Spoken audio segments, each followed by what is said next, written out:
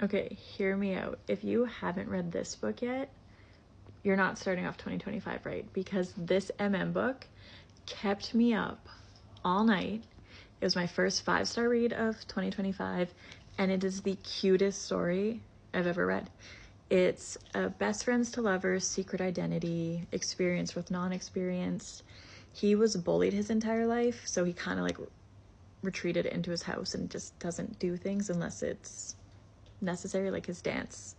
He had a recital, didn't know that the guy he's been talking to online was actually at that recital, and while they're gaming, he brings up this guy that he saw dancing and how he got really nervous at the beginning, but he pushed through it and he was so proud of that stranger, not realizing the stranger he saw is the guy he's talking to.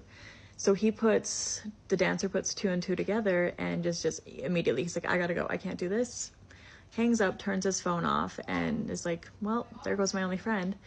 Except this man, the guy who watched him dance, tracks him down through his friends, because he kind of starts to think like, okay, was that him?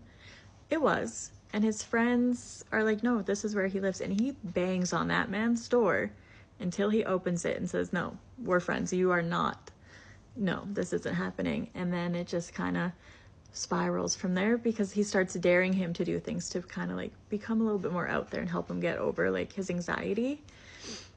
But that leads to him needing practice, because he's supposed to go on a date with this girl, but he's never kissed anyone. He's never been on a date. So what does this guy do? He gives him some lessons. What happens when your best friends give you lessons in an romance? The man falls bad. And did he ever? Trust me, if you made it to the end of this video, you need to read this book.